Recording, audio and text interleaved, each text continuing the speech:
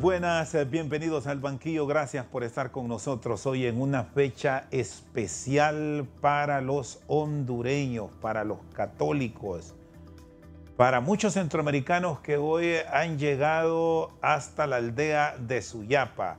Celebramos en esta ocasión el 275 aniversario del hallazgo de Santa María de Suyapa, y hoy vamos a hablar de toda la actividad que se ha desarrollado en esta festividad que no es propia del 3 de febrero, ya es de muchas semanas. Y para tener detalles de cómo está la actividad de hoy, de mañana y de los próximos días, está con nosotros el padre Juan Antonio Hernández. Siempre es un gusto conversar con usted, padre. Fue por mucho tiempo vicario de la Basílica Menor de Nuestra Señora de Suyapa. ¿Cómo han estado las actividades en este 275 aniversario, que es un año jubilar por decisión del Santo Padre? Buenas noches. Buenas noches, Rosendo. Gracias por la invitación. Y las fiestas han tenido un tono de mucha paz, también de mucha serenidad, y eso se lo debemos en grande a los acontecimientos sociales, políticos, económicos, especialmente con un poco lo atenuante que ha tenido la pandemia, también con las pasadas elecciones que le dio una tonalidad de paz a la población. Entonces esos ambientes sociales, políticos, han permitido en cierto sentido darle una tonalidad diferente a esto. Y eso nos alegra, y especialmente porque este año se unen dos conmemoraciones, ¿no? El 275 aniversario, y coincide también el bicentenario de la independencia, ¿no? Entonces, en torno a eso también el Santo Padre ha concedido un año santo, un año donde los fieles puedan acudir y también puedan obtener la indulgencia plenaria. ¿Qué ha encontrado en el peregrino que se vio limitado por tema de pandemia en asistir a la ermita, al templo mayor también, pero que ya hemos ido en los últimos tiempos incorporándonos ya a muchas actividades y han permitido llegar en grandes cantidades, mostrando una fe a la Madre, un reconocimiento a que Honduras debe cambiar en estos tiempos difíciles, Padre Tony? En primer lugar, se percibe en el peregrino un deseo profundo de paz y de que las realidades sociales, políticas, puedan ser totalmente diferentes. Y en ese sentido, el peregrino descubre que el último auxilio siempre viene de Dios, y que Dios siempre va a ser la compañía fiel de su pueblo, y que en todo momento y en toda circunstancia es Dios quien aparece y acompaña la historia de las personas.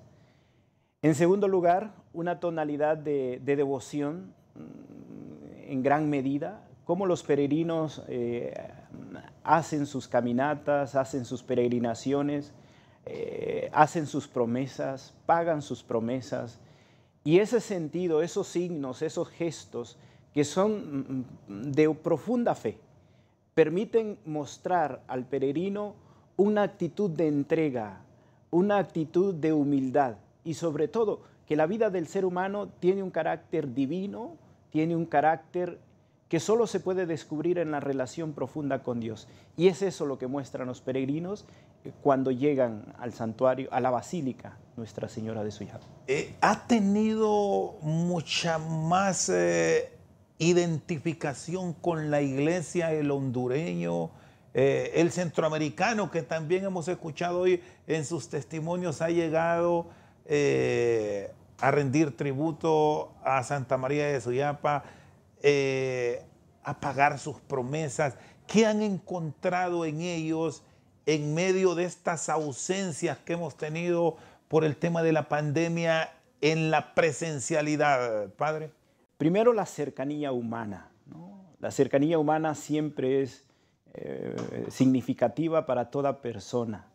Y creo que el mostrarnos, el acercarnos, el caminar juntos, el encontrarnos, el levantar las manos juntos, el rezar, el arrodillarnos, todos estos gestos, cuando uno solo los puede ver en la presencialidad, son gestos que nos devuelven esperanza, son gestos que nos devuelven alegría y sobre todo son gestos que nos llenan de profunda fe. Entonces, descubro eso, que la presencialidad devuelve sobre todo la alegría y devuelve la confianza y sobre todo abre los corazones a una profunda esperanza. Y en estos gestos, en estas manifestaciones, ¿qué es lo que más ha encontrado con regularidad que está demandando el hondureño? Yo creo que, en primer lugar, a nivel de fe, ellos hacen un compromiso de cambio rotundo con sus vidas, que la vida no puede ser diferente, que la vida tiene que aspirar siempre a ser mejor. Por lo tanto, implica el abandono de unos ciertos antivalores desde los que se ha vivido, pero también la absorción de valores como el amor, el perdón, la reconciliación, la paz, el perdón sobre todo. Eso es uno.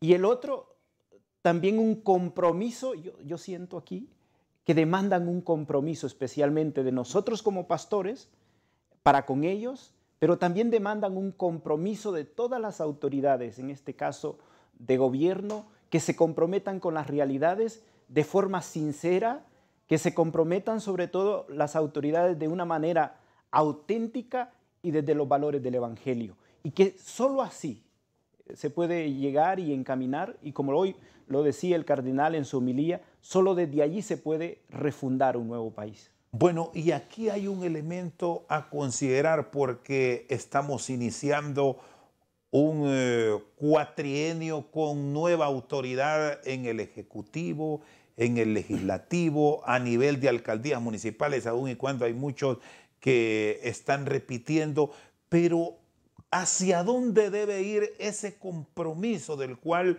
hoy usted nos hace referencia, que ya lo planteaba su eminencia el cardenal Rodríguez más temprano hoy, para cambiar el país, para tener una verdadera transformación de la sociedad, que ese ha sido uno de los grandes reclamos de la última década? El cardenal mencionó como dos elementos fundamentales. Si no surgen nuevos políticos, o políticos sobre todo, con un compromiso radical, de manera especial con el bien, especialmente con aquellos que han sido excluidos, como el Papa Francisco llama, con aquellos que han sido descartados. Si no hay un compromiso radical con la voluntad, sobre todo de los ciudadanos que llevaron a los diputados a representarles, si no hay un compromiso con las personas, es difícil que haya una transformación. Es difícil que se puedan vislumbrar nuevos cambios. Porque en muchas ocasiones nuestros líderes han olvidado con quién es verdaderamente el compromiso. Entonces, ¿qué surge allí? El compromiso con otros poderes, poderes del mal, ¿no? Narcotráfico, corrupción, estos males endémicos que han destruido nuestro país. Creo que si no hay el cardenal lo hacía en forma de oración. Santa María de Suyapa, danos políticos que realmente necesiten y sobre todo que quieran servir a los más pobres. Y otro elemento fundamental, ¿no? El compromiso de todos los ciudadanos, especialmente que es una tarea de cada uno de nosotros, el ir transformando y sobre todo que cada uno de nosotros viva desde los valores propios del Evangelio. ¿Y cuáles son esos valores? La justicia, la paz, el amor, la reconciliación. Si no estamos dispuestos a vivir desde esos valores y que esos valores que sean los que dinamicen la vida, es difícil que podamos vislumbrar un horizonte diferente. Y advierte en la clase política rutas de cambio, aptitudes diferentes a las que observamos en los últimos tiempos, sobre todo porque la oposición ahora de ayer llega al ejercicio de la presidencia de la República. ¿Cómo actuar para que esa confianza que trasladó el pueblo hondureño, dándoles una votación histórica, también se retribuya en un verdadero cambio, padre? Yo creo que se ha entendido muy mal cuando hablamos de oposición. La oposición siempre tiene que representar una fuerza que haga un equilibrio y nos lleve a un punto medio. Y como decían los griegos, en medio está la virtud. Pero muchas veces entendemos una oposición que es incapaz de dialogar, una oposición que el otro representa un rival a vencer. No podemos concebir la oposición como un rival a vencer. La oposición tiene que concebirse como una fuerza que representa también unos valores, pero que esos valores, cuando entran en diálogo, se descubren nuevos valores. Y solo en ese encuentro de valores descubrimos valores auténticos.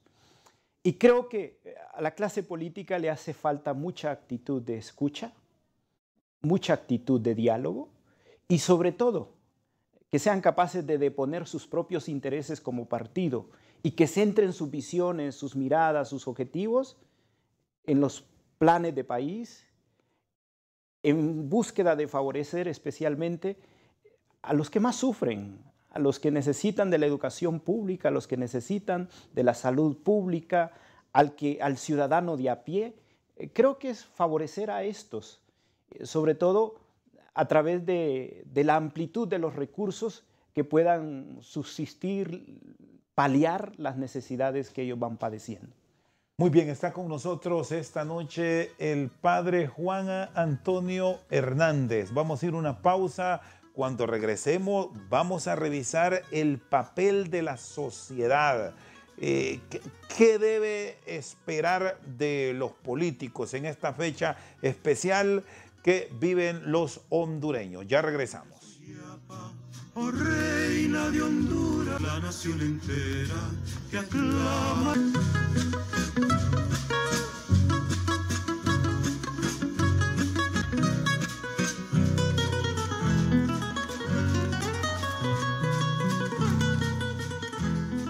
Bueno, seguimos al banquillo. Está con nosotros el padre Juan Antonio Hernández.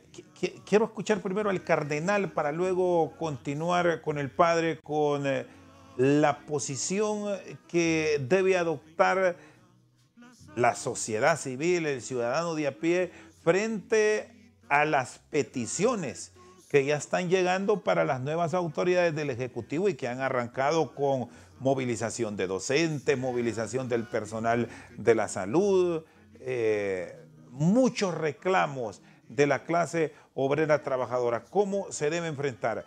¿Qué decía el cardenal más temprano hoy?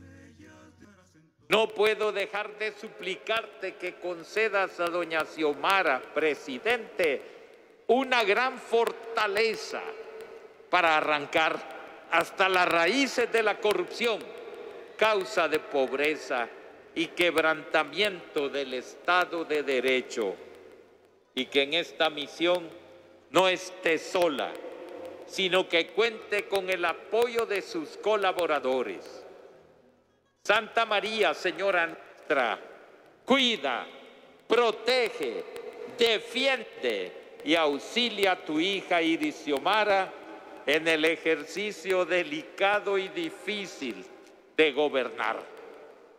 Concédele capacidad de escucha, diálogo y coordinación con todas las personas e instituciones privadas y públicas que trabajan por el bien del país. A este pueblo. El cardenal Óscar Andrés Rodríguez, hay que escuchar. La costumbre ha sido oír, pero cuando se escucha y cuando se dialoga, se puede encontrar solución hasta los conflictos más profundos. ¿Cómo debe ser el actuar en un inicio de gobierno con tantas expectativas hacia la sociedad, padre Tony? Yo estoy profundamente convencido que la actitud de escucha implica un profundo silencio. El silencio es como el principal gesto que debe acompañar nuestra escucha, porque el silencio, en primer lugar, le da la capacidad de que la palabra del otro penetre en nuestro corazón. El silencio también me da la capacidad de entender los gestos. El silencio me da la oportunidad que la otra persona aparezca en su profundidad, que la otra persona se deje ver. Entonces, solo desde esa capacidad yo puedo comprender. Si yo no dejo que el otro se muestre, que el otro no muestre sus signos, que el otro diga sus necesidades, que el otro hable de su dolor, ¿cómo yo voy a ser capaz de responder? ¿Cómo voy a ser capaz de ayudarle? Entonces estoy convencido que, en primer lugar, la actitud que mencionaba el cardenal, la escucha, tiene que ser acompañada de un silencio. No son los gritos, no son las imposiciones, no es una escucha fingida. Al contrario, el silencio es la actitud principal, sobre todo un silencio donde la palabra, el gesto y sobre todo la necesidad del otro aparezca para poder ser abrazado y poder ser redimido.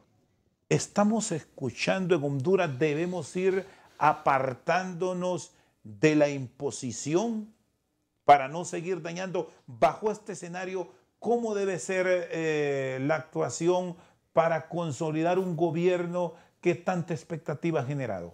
Yo creo que es necesaria siempre las comisiones, los mediadores, que lleven a un encuentro a los otros. Yo creo que el mismo Jesús siempre se ha valido de mediadores, o de hecho Jesús es el mediador entre Dios y los hombres. Por eso Dios es capaz de entender al ser humano, porque tiene un mediador, y ese es Jesús.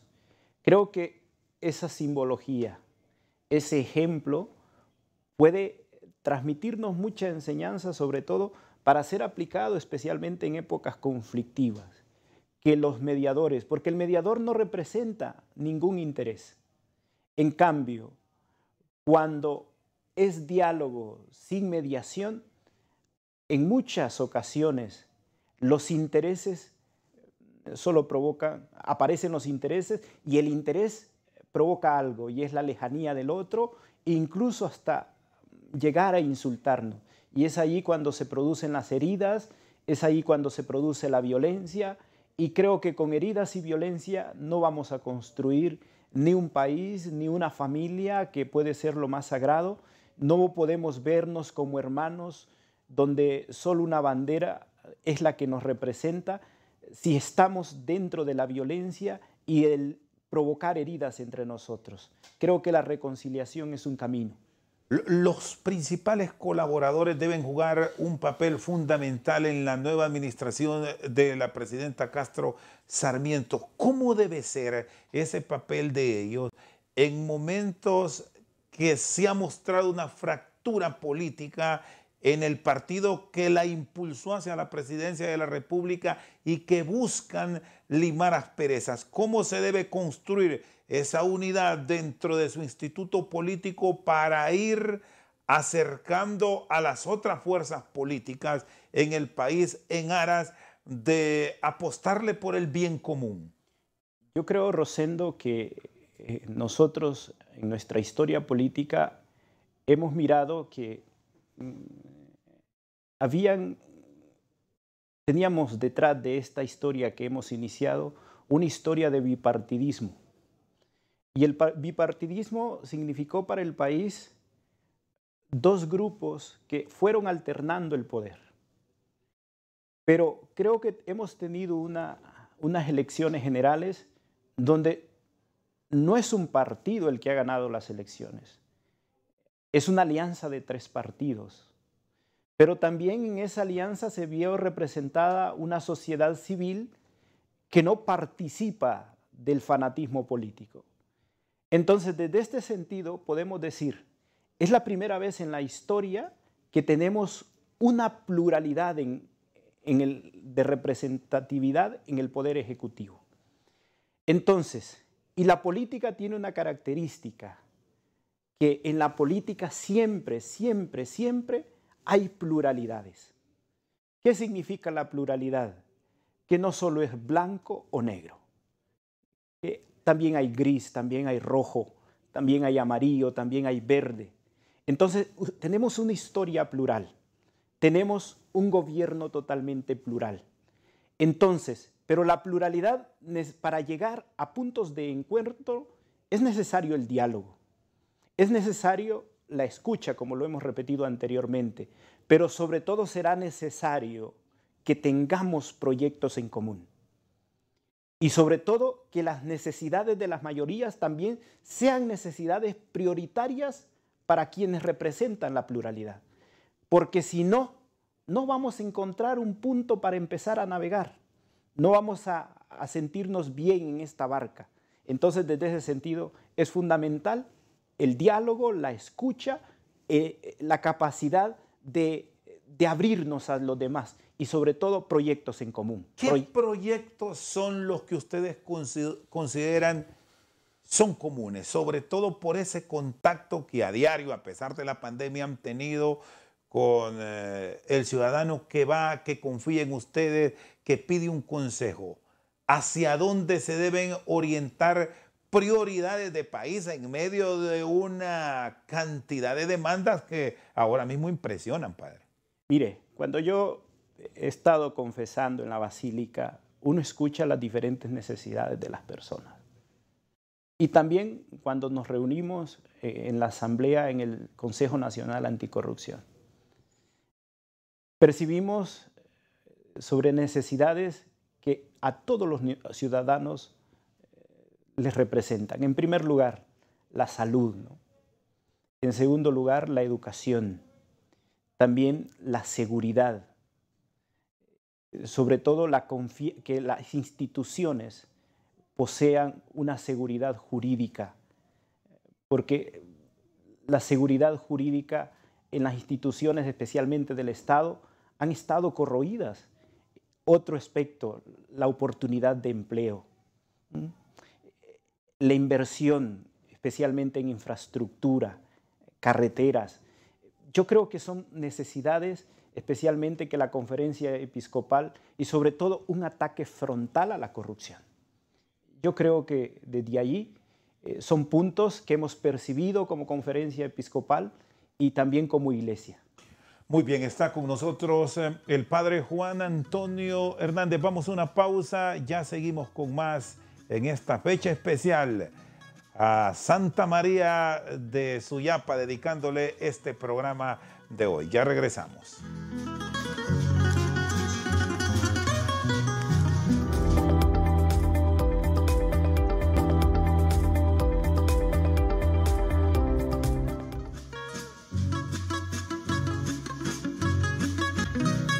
Seguimos esta noche al banquillo. Está con nosotros el padre Juan Antonio Hernández. Antes de continuar, hoy se ha reunido después de la Santa Eucaristía que fue concelebrada con los miembros de la Conferencia Episcopal de Honduras. Presidió el cardenal Rodríguez. ¿Qué han dicho después de la reunión de hoy? Han en su cuenta de Twitter escrito: la Conferencia Episcopal de Honduras reunida para celebrar el 275 aniversario del hallazgo de la Virgen de Suyapa. Y en su disertación, el cardenal Rodríguez ha hecho énfasis puntual en cuidar los bienes que le confían a los administradores del Estado. Para seguir en breve con el padre Tony, quiero escuchar esa parte de lo que exponía su eminencia el cardenal Rodríguez. Debemos redescubrir cada día que somos depositarios de un bien que humaniza, que ayuda a llevar una vida nueva.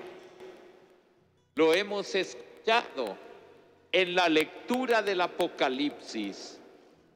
He aquí que hago nuevas todas las cosas. No hay nada mejor para transmitir a los demás Honduras necesita ese mensaje. Honduras necesita discípulos misioneros. Vemos el mensaje del Señor a nuestra cultura. Honduras necesita testigos de fe. Solo así se podrá refundar Honduras.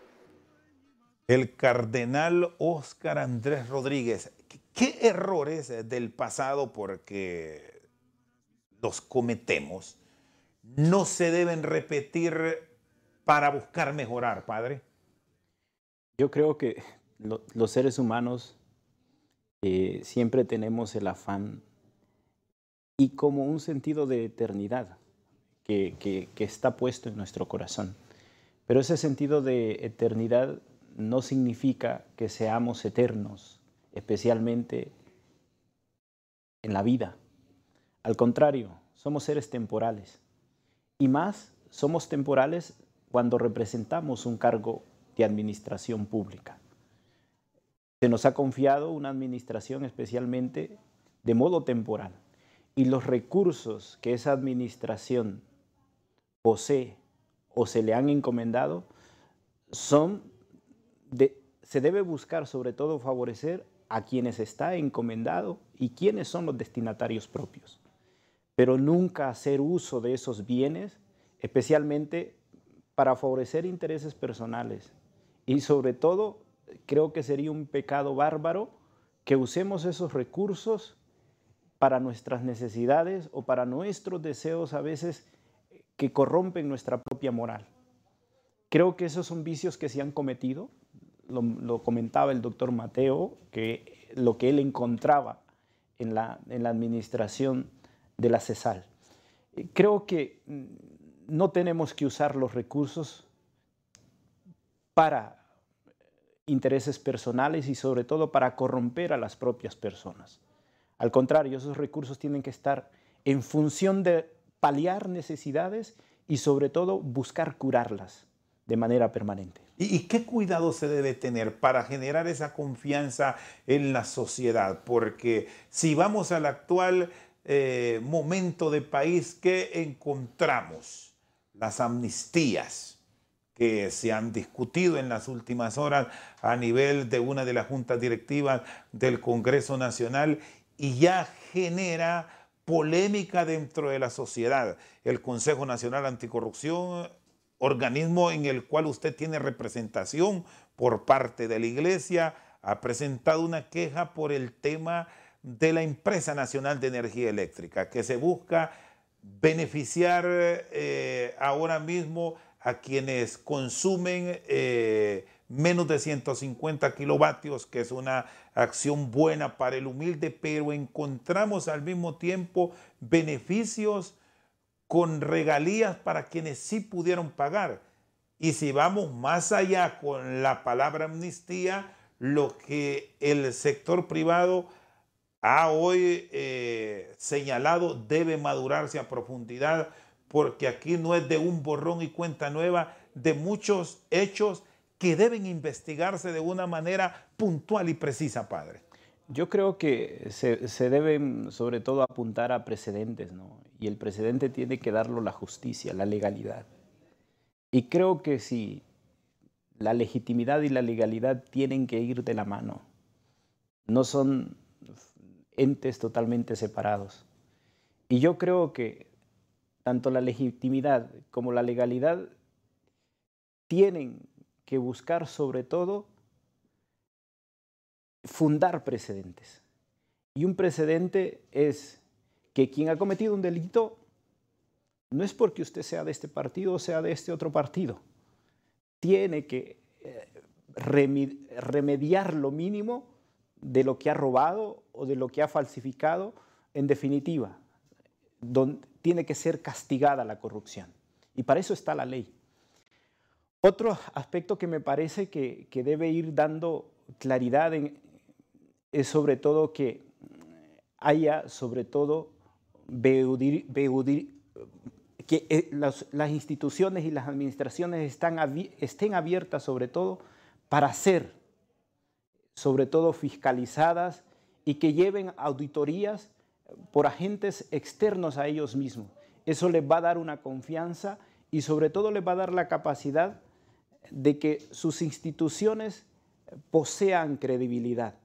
Y otro elemento que me parece fundamental es que haya rendición de cuentas siempre, porque los recursos no son nuestros. Aun cuando en el hogar hay recursos que pertenecen a la familia, el padre como que siempre da cuenta de los recursos.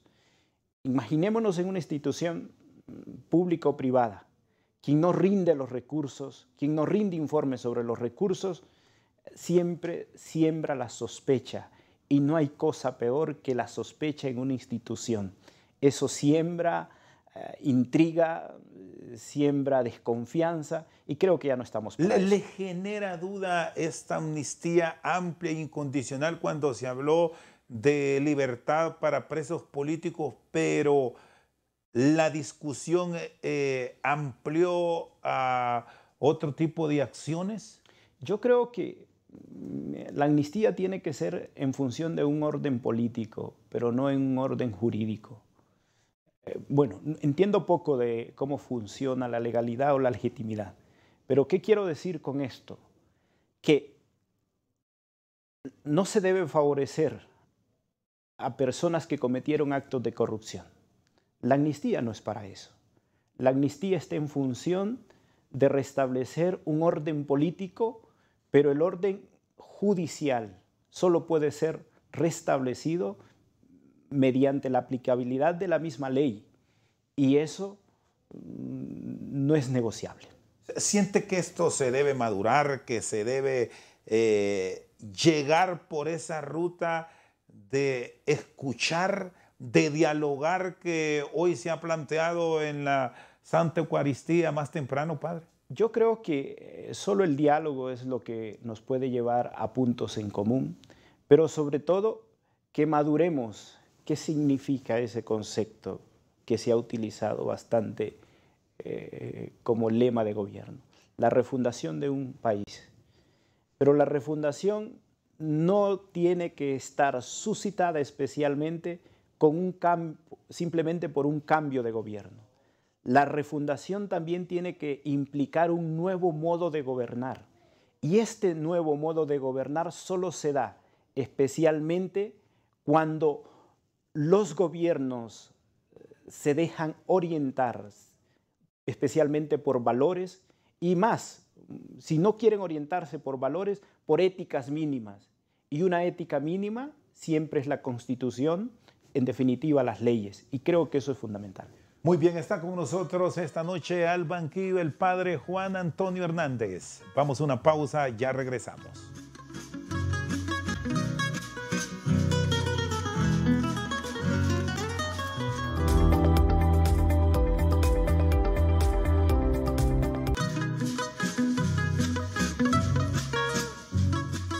Seguimos con el padre Juan Antonio Hernández en otra parte de su mensaje. Hoy en la Santa Eucaristía se habló del compromiso de cambio que debe tener la sociedad en términos generales. ¿Qué mensaje estamos mandando al mundo con lo que está ocurriendo ahora en el país? ¿Cómo encontrar verdaderos equilibrios para un cambio real, que es lo que ha esperado la sociedad hondureña, padre? El cardenal mencionó una cita del Papa Francisco.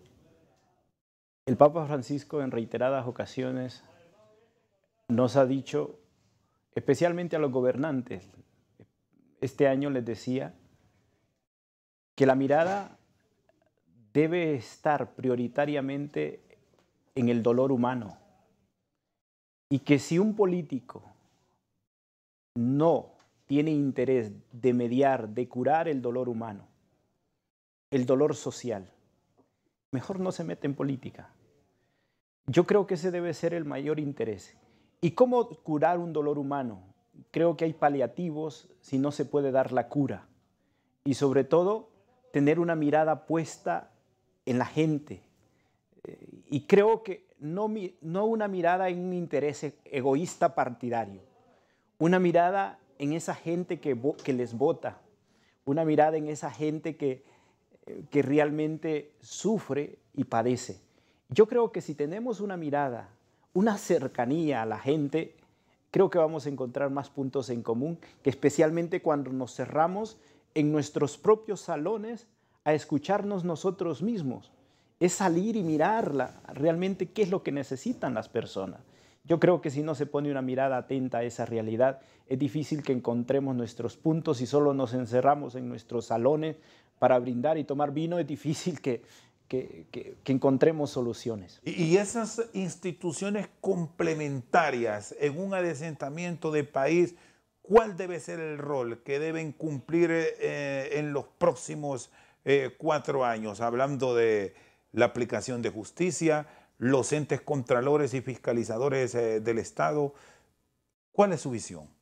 Yo creo que ellos tienen que estar totalmente conscientes, en primer lugar, que el país no ha ido por un buen derrotero y que ellos tienen la oportunidad histórica, única en sus vidas, de darle, especialmente a nuestro país, un criterio de altura jurídica. Siempre hemos dicho, en Honduras no se respeta la ley. Creo que no. Creo que es un momento para empezar. Y creo que especialmente quienes participan de los entes controladores de Estado, los encargados de aplicar la justicia, creo que tienen una oportunidad en sus vidas. Y sobre todo empezar a construir una sociedad especialmente fundada en valores propiamente como la justicia. Y creo que si no se siembra el sentido de justicia, especialmente con el ataque frontal de la corrupción, es difícil también que podamos hablar de una refundación o de un cambio. ¿Cómo entender lo que ahora mismo se ha discutido en el Congreso con Amnistía frente a la petición de que venga una Comisión Internacional de Lucha contra la Corrupción, que fue un compromiso de campaña de la hoy presidenta y que ya se han dado pasos para que la ONU nos apoye? Yo creo que no tenemos que estar totalmente confiados que la justicia sea un agente que no seamos capaces de gestionar. Yo creo que tenemos que tener la confianza, especialmente por el alto nivel de profesionales de derecho que tenemos, y sobre todo no solo por el alto nivel de profesionales, sino por su preparación y por su coherencia moral. Creo que contamos con profesionales de alto nivel y creo que también esto tiene que transmitirnos de decir que podemos empezar nosotros a gestionar un modo de justicia y dejarnos acompañar por estos entes externos, pero que nunca nuestra confianza esté puesta en los entes externos. ¿Por qué? Porque transmitimos un mal dato de que no somos capaces de nosotros mismos construir una nación. Y creo que tenemos que empezar a transmitir este mensaje, que nosotros como país libre, soberano e independiente, somos capaces también de gestionar una justicia, porque la legalidad no implica de quien la aplique, la legalidad implica el reconocimiento de la ley en todos los ámbitos de la vida pública y privada. ¿Qué esperar en caso de impacto en la lucha contra la corrupción, como el tema de los hospitales móviles, que ustedes como iglesia lo han cuestionado, lo han expuesto en el Consejo Nacional Anticorrupción, Padre Tony? Yo creo que esperamos que se tomen especialmente acciones legales contra las personas que cometieron estos actos de corrupción. Eso va a dar un precedente. Y especialmente creo que será un modo de consolar también a quienes murieron por falta de atención médica, especialmente en los momentos más críticos de la pandemia. Debe irse mucho más a profundidad en este caso por la forma en que se produjo el manejo de recursos para el sector salud. Yo creo que tienen que buscarse los autores intelectuales. Uno no solo tiene que ver en la figura de quien representaba un puesto en su momento, tiene que ver también las fuerzas externas que a estas personas prácticamente les obligaron o les chantajearon para que cometieran actos de corrupción. Y creo que en eso depende mucho de aquellas personas que estén acusadas. especialmente la sinceridad de ellos y el compromiso del Estado de brindarles una seguridad también puede gestar que demos con aquellas personas que realmente sí son los verdaderos culpables. ¿Cómo debe ser el manejo de la hacienda pública en esta área puntual que en medio de la pandemia seguirá siendo primera línea, área de salud, con manejos transparentes y adecuados, padre? Yo creo que la descentralización, especialmente que a los centros de salud que están en lugares remotos, se les dé más abastecimiento en cuanto a medicinas, a personal de salud. La descentralización, especialmente de ciertos hospitales, y que estas redes de salud puedan llegar a lugares más remotos, eso es un reto, creo. Y va a seguir siendo un reto, especialmente para este gobierno y otros. Esto es un reto. ¿Cómo llegar a todos los rincones del país y que todos los rincones del país puedan tener por lo menos una atención primaria? Padre, bueno, nos hemos quedado en otros temas también de interés de país en esta fecha especial de Santa María de Suyapa. Le agradezco su tiempo y quisiera que en estos últimos minutos que me queda, que me avisa producción, que otras actividades se programan, porque hoy, 3 de febrero, se ha tenido la Santa Eucaristía por su eminencia el Cardenal Rodríguez, pero la celebración se extiende hasta el fin de semana. Claro, hoy especialmente hemos tenido Eucaristías y mañana hay distintas peregrinaciones y el fin de semana, por lo común, hay diferentes parroquias que dejan el domingo para poder viajar, tanto por sus trabajos y también por sus actividades de hogar, dejan el fin de semana para peregrinar. Y el domingo hay Eucaristías, hay atención sacramental y especialmente este año que es Año Santo, donde se puede adquirir, se puede asumir la indulgencia plenaria. Muy bien, le agradezco mucho, padre, por habernos acompañado esta noche. A usted, Rosendo, muchísimas gracias. En esta entrega especial de Al Banquillo, hoy en el 275 aniversario del hallazgo de Nuestra Señora de Suyapa, nos ha acompañado el padre Juan Antonio Hernández. Por su sintonía, muchas gracias. Virgen de Suyapa, oh Reina de Honduras, la nación entera te aclama de hinojo y devota implora la santa ternura, la dulce e infinita piedad de tus